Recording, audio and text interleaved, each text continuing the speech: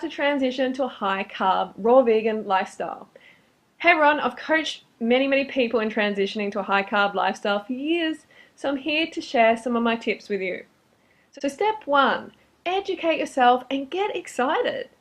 I know when I first found this lifestyle, I was so excited. I knew I'd found the Holy Grail. And I know you're probably feeling sort of similar to that right now. And you've got all these expectations and hopes and dreams, and I'm telling you, they can come true. If you do this properly, you are not going to know yourself at the end of this journey. So listen up to my tips, okay? These are the steps that are going to help you during this transitional phase to a high-carb, raw vegan lifestyle. So you've just heard about this lifestyle and you're excited to get started.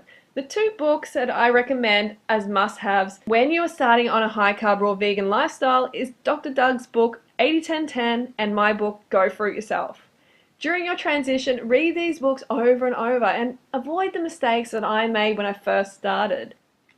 Step 2. You're going to need a heap of support on your journey, so make sure you surround yourself with like-minded people.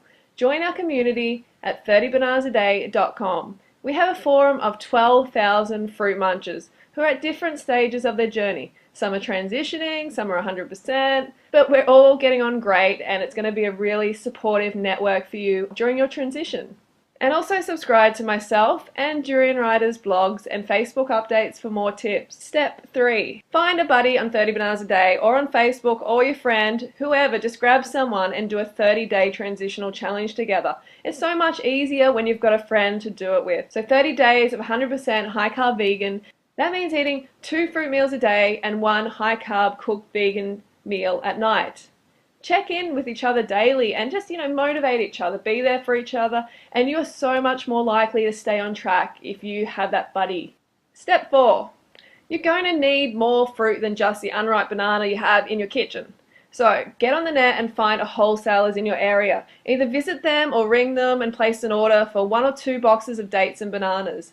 We always recommend dates and bananas because they're high carb and they're high energy. They're going to give you that fuel that you need to really get through the day, feel satisfied after eating, and look and feel your best, basically.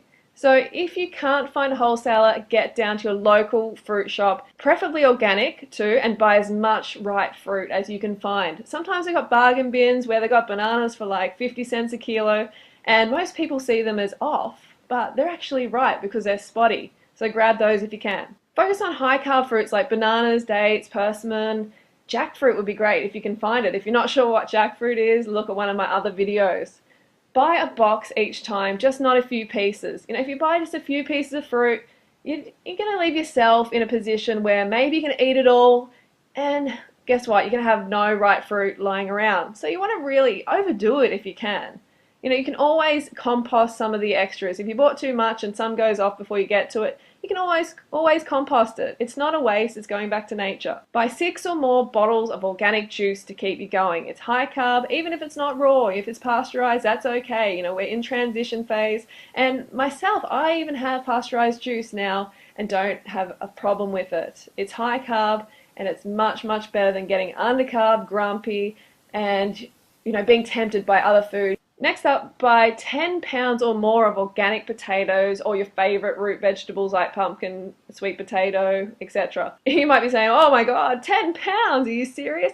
Yes, I'm serious, and even more if you can, because again, you want to have these carbs around you all the time. You don't want to be tempted by any other foods, non-foods like meat and dairy or chocolate, or foods that make you feel crappy. Alright, yeah, so surround yourself with the carbs. And you can include broccoli and spinach if you like, but the bulk should really be sweet potatoes, root vegetables, potatoes, because they're the ones that give you the most dense source of carbohydrates. Next up, buy gluten-free corn pasta. Corn products digest much better than rice and other grains as they can be eaten raw. But if you want, you can get a few packets of brown rice. This is a transition phase, so don't beat yourself up too much for having grains. They're a good source of carbohydrates. They're nowhere near as good as fruit, but they're awesome at this stage in your journey. So next up, buy a low-fat, oil-free, low-sodium, tomato-based pasta sauce. This is going to be the topping that you put on your, your rice or your corn pasta or your potatoes or sweet potatoes, whatever. Lastly, if you haven't got filtered water, then buy as many gallons as you can. Step 5. Go to your fridge and compost all the animal foods you have. Find a wood somewhere and throw it out there without the packaging, of course, for the wild animals. They're going to come in and they're going to eat it because they're meant to eat it. The omnivores and the carnivores, they're meant to eat the meat and dairy products. So give that to them rather than putting it into your belly and thinking, oh no, I don't want to waste it. No, it's not wasting it. Your gut is not a graveyard for dead animals or animal products. Chuck out all the unnecessary condiments, high fat and salt sauces, breads, etc. Do the same for your cupboards. Give away chips, chocolates, other junk food so there's no temptation surrounding you. The last thing you want to do is go to the cupboard and see all these chocolates and stuff staring back at you when maybe you've only had 2 bananas and you're thinking, oh my god, I don't know if I can do this. That's why we want you to be surrounded with all the carbohydrates, fresh fruit and vegetables, so you just have no desire whatsoever to eat junk food. Step 6. Okay, so you're all ready to make the transition. It's time to eat. Go to chronometer.com and work out your daily calories. We recommend if you are female, you aim to eat at least 2,500 calories a day, and if you're a male, 3,000. But honestly, I generally hit around 3,000 calories myself, and I'm about 110 pounds. So most people are going to need a bare minimum of 3,000, especially females, and males probably 3,500. So don't be afraid to go way over that, okay? Fruits and veggies don't make you fat. It's 10 o'clock. So on this transitional diet, I recommend you eat at least 10 bananas for breakfast or a Gatorade of 1,000 calories or more. Lunch, depending on where you live in the world and what season it is, have a mono meal of mangoes or more bananas, or refer to my food guide in my ebook because I have heaps of different meal ideas in there for you to choose from.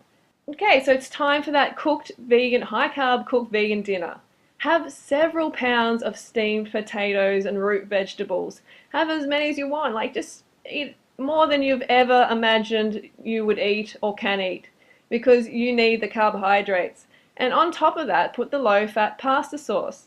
I've found many of my clients have really enjoyed this meal, so I'm sure that you will get something out of it as well. It may sound a bit boring at first, but if you eat enough of it, you'll feel totally satisfied at the end. And if you didn't, you just didn't eat enough carbs. So get back in there and have more potatoes. You can also have a side of corn pasta and rice with the same sauce.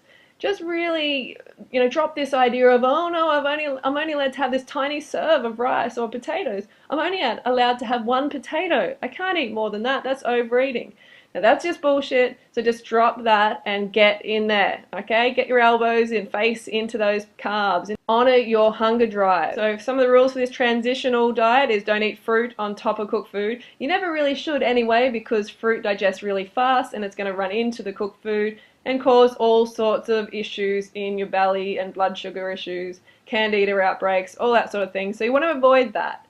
So make sure you have your fruit during the day and you cook food at night. And if you eat enough of that cooked food meal, you're not going to feel like dessert. The reason everyone feels like dessert in society is because they're not eating enough carbs during the day. They're not eating enough sweet fruit.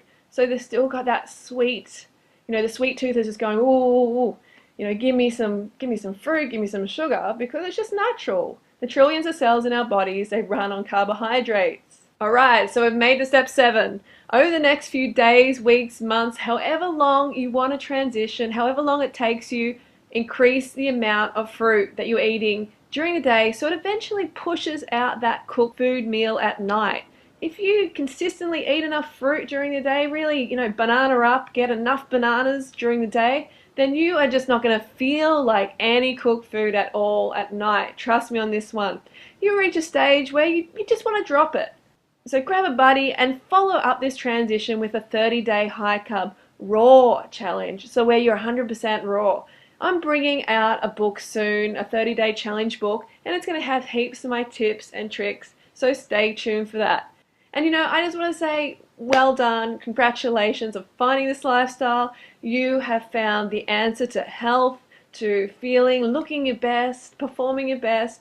You've found the answer, and I am just really, really excited for you. And if you just follow my instructions, You are going to be very, very impressed at how, your body starts to change, how you feel, and just be patient with the results. You didn't get to where you are overnight. This is what I always say. So you're not going to transform overnight. Comfort yourself.